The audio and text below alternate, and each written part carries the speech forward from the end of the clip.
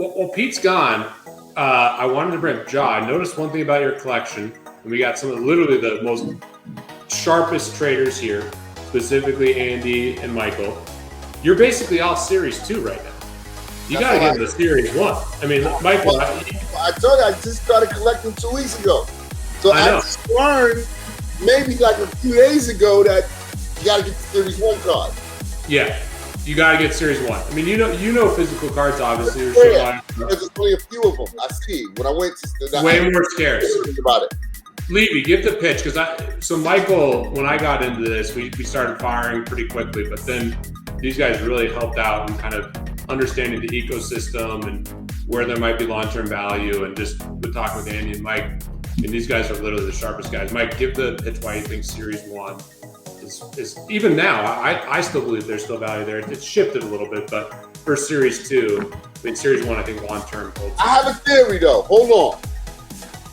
Can I give y'all my new... Please, I want to hear it. Let's hear it. Normally I wouldn't allow this, but I'll allow it, John. Go for it. Listen, you guys are seasoned veterans in this. I'm the new guy. I'm the fucking guy that's green, that doesn't know too much about the whole shit. I'm still learning, whatever.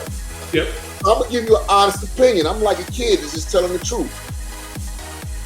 When I got on here, I didn't give a fuck about Season 1. Reason being, because I didn't know enough to give a fuck about Season 1, right? Yeah. So then, what me as a newbie thought I realized about Season 1 was, holy shit, these Season 1 cards are really expensive. So that means when Season 3 comes, my Season 2 cards will be really expensive. This is my thought process.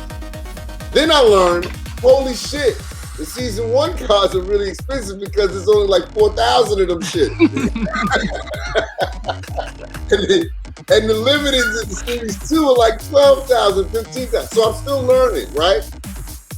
But as I learned, and I learned how new that this shit still is to everybody, and it still hasn't hit China. You know how big China is on basketball and how many people are in China, and once they get this, it's going to be a whole new ballgame.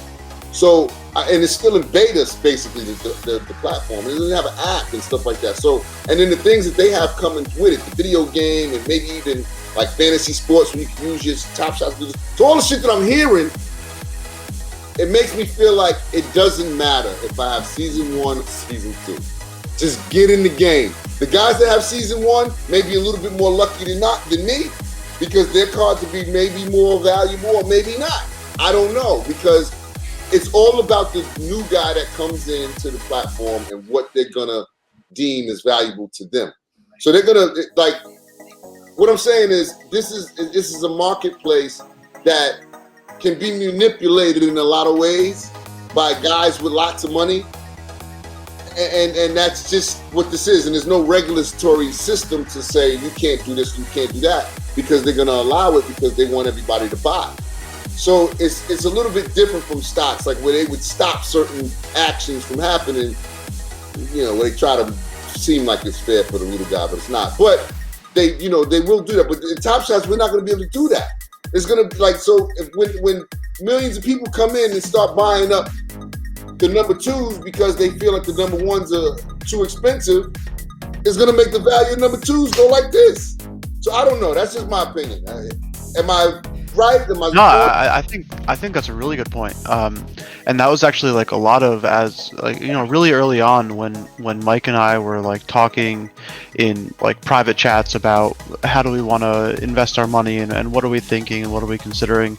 Like a big part of kind of where I felt a lot of things was, I want to buy the stuff that's easily accessible for a normal person, where if they show up to the site and they don't know anything, they're just going to show up, they're going to go, okay, I want to buy a LeBron moment. What's the cheapest LeBron moment? This is it. I'm going to buy that.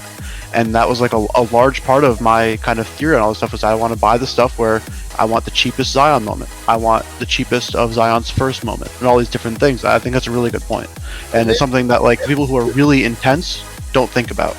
It's the skepticism too. Some people get in and they're like, why are people paying so much for these things? They get scared to spend that kind of money but they're curious and they're intrigued. So they'll say, you know what, I'll drop a little coin. I'll, get these little lesser ones. As I get more into it, all right, I'll level up a little bit and get these ones. You know what I mean? So it's kind of like that. Like when I first started buying the Top Shots, I was like, okay, I'm going to get all of these lower level Top Shots because, like I said, I had a little bit of skepticism too. Like, let me figure this out first. I don't even know what I'm doing. So I said, let me buy a little. Then I said, fuck, I don't want to have these whack cards, so let me buy some more expensive cards. But I wasn't realizing that, there's LEs, there's CCs. I was just, I'm telling you, I was green to this. So I'm just coming in and the first thing a fan does when they come on to this, they buy the people they like. They're going to buy the shots they like. They're going to buy the names that they know. The people, so learning about it, when you get more educated on it, like you guys are, then you start learning, okay, I need to buy these certain cards. I need to buy these because these are going to be worth this. It's like trading, doing collectors with regular cards. At first, when you're a kid, you just get the guys you like. You're going to get the guys you love, your favorite players. Then you realize, holy shit, there's value in these. If I get this guy and this guy's rookie card, it's better than just having this fucking card of this, so I think it's a learning curve that's gonna have to be had too with NBA Top Shots, just like anything else. It's a quick curve, but I think that's how people are gonna enter the market. That's how the masses are gonna flood the market. Very uneducated and just buy the guys that they like and know. That curve will happen, and then they'll start fucking buying better stuff and stuff like that. But that's gonna be like the real traders and stuff like that. The kids, I don't know if they're gonna go that deep or if they have the money to go that deep. You know what I'm saying? Well, one thing you said, I think it resonated with me too, is this idea of, you're saying just get in, right? Like get in with season 1. If you can't get in with that, get in with season 2. And a phrase I've heard is time in the market beats timing the market. And I know I'm not good enough to day trade this stuff. I'm not good enough to monthly trade this stuff. I don't know when to buy high and sell low, but I can just get in and hodl. And that, I think, is an easier thing for people who are like, I don't know how to necessarily time this shit, but I can get in, get stuff I think is going to be valuable, and just sit on it. Yeah, I've been trying to learn how to time it too in this little bit of time I've been on there. I've learned and noticed some things, like right after a pack drop, cards start going really, people start undercutting the cards. Yeah.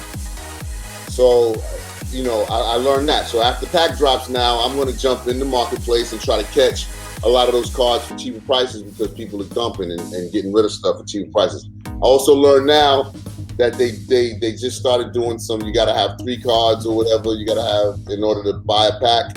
So I know people are going to flood the day. So all those little $9 cards and shit like that, you can get rid of those for $20, $25. If you got 10, 20, 50, 100 of those, you can get rid of those and make a little quick profit. That's a quick flip. So if you're in it for the money, you can learn little ways and how to do it or whatever. But I'm also in it for the long haul. I like the theory of collecting, my dope players that I love and the athletes that I love and shit, and having dope moments. And I keep saying cards, having dope moments. That shit is dope to me right now. I like that. I think I'm gonna be able to put them on my wall or have them like right there in this guitar playing. Like imagine if this is a fucking digital screen right now and I'm sitting here and them shits is running what? That's a little bit. That's real swagged out. That's like really bossed up front and like, you know what I'm saying? Yeah, you see what I'm saying? I got the little You ain't even gotta say it. They know the motherfucker. They watching $100,000 play in the back of your screen and shit like that. Like, yeah, so are we doing this? Did we playing golf on Monday or what? Yeah. I say we rip some more packs. I want to show something real quick.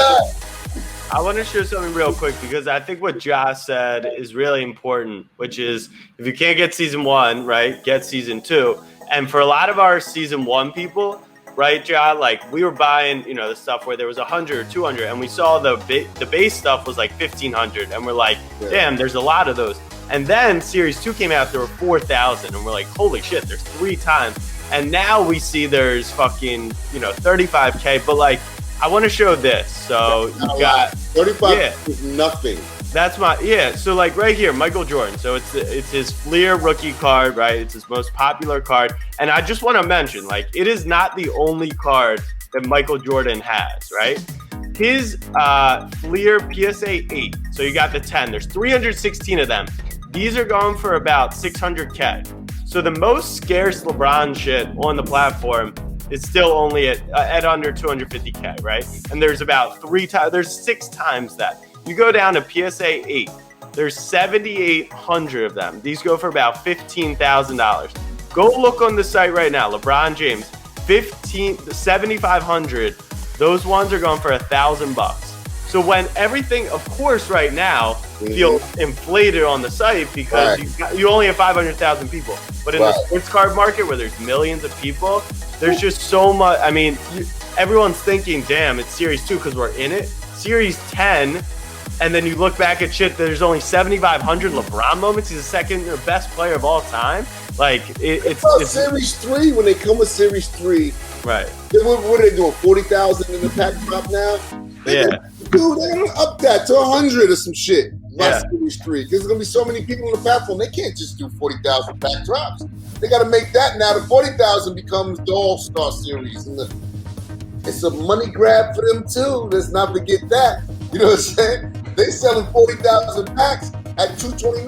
That's $9-10 million for the NBA in 10 minutes. Yep. Oh, you did that math too, Ja? Come on. Yeah, they're making some crazy cash.